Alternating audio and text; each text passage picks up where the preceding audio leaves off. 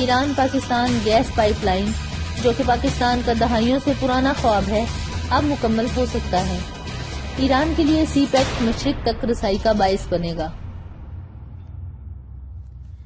اس طرح ایران، جو کہ ایک اہم جغرافیائی اور معاشی ملک ہے، اس کی سی پیک میں شمولیت چینی اقتصادی پالیسی سازوں کی ترجیح ہے۔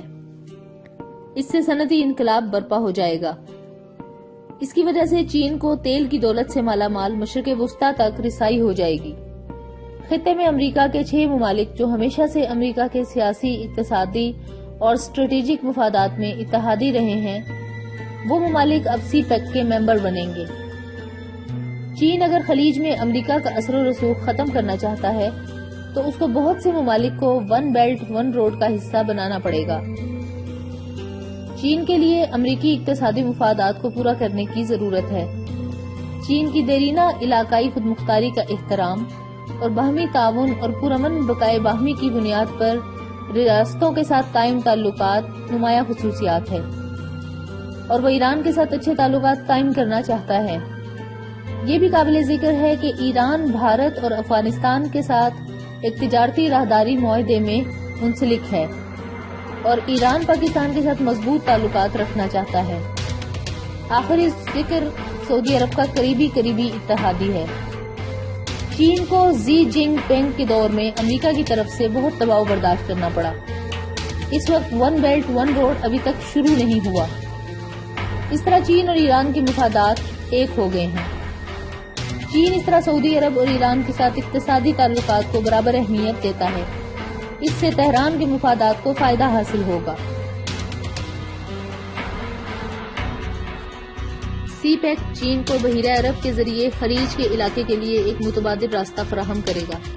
اس کم خرچ راستے کے ذریعے چین افریقہ، وسطی ایشیائی اور مشرق وسطی کی منڈیوں کے ساتھ کاروباری روابط قائم کر سکتا ہے۔ اس کے علاوہ ایران پر بین الاقوامی مارکیٹ کے راستے کھولنے کے ساتھ چینی برآمدات تہران میں تیزی کے ساتھ پہنچ سکتی ہیں۔ اس کے ساتھ ایران بھی چین کی ٹیکنالوجی سے فائدہ اٹھانا چاہتا ہے۔ ایران مستقبل قریب میں $100 ارب کی توانائی پر نظر رکھے ہوئے ہے۔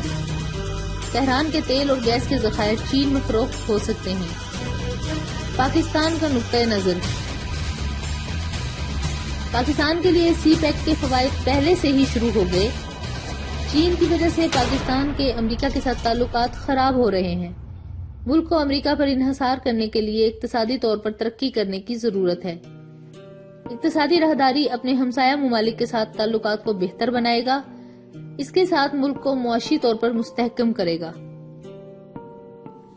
دنیا کی سب سے بڑی دھماکہ خیز مواد تیار کرنے والی بیجنگ آکسین کیمیکل ٹیکنالوجی لمیٹڈ ملک میں ایک پلانٹ قائم کرے گی۔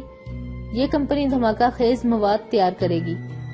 یہ مواد سی پیک میں مستقبل میں بڑے پیمانے پر کانکنی اور پن بجلی کے منصوبوں کی بلاسٹنگ لوازمات کو پورا کرے گا۔ دوسری طرف توانائی کے منصوبے پاکستان کی اہم ضرورت ہیں۔ سی پیک پاکستان کی توانائی کی ضروریات پورا کرے گا۔ تھر کوئلے کا توانائی کا منصوبہ اس وقت سب سے بڑی ترجیح ہے۔ یہ منصوبہ سی پیک کا حصہ ہے۔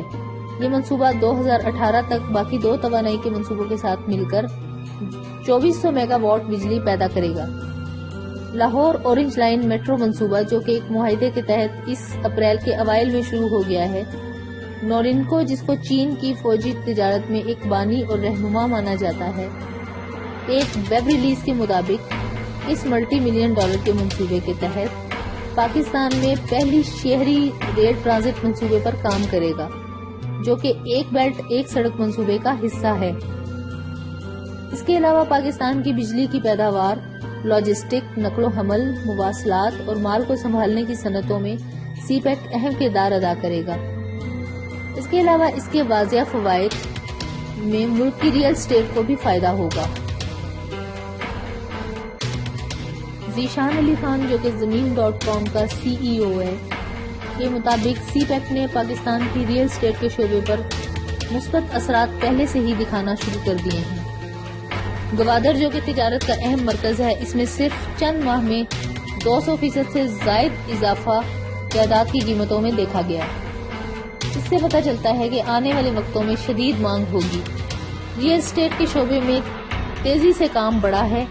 جبکہ وزیر تجارت خرم دستگیر خان نے شنگھائی تعاون تنظیم کو پاکستانی بندرگاہوں تک بحیرہ عرب کو رسائی پر زور دیا ہے، جو کہ چین اور پاکستان کی اقتصادی راہداری سی پیک کے ذریعے ممکن ہے۔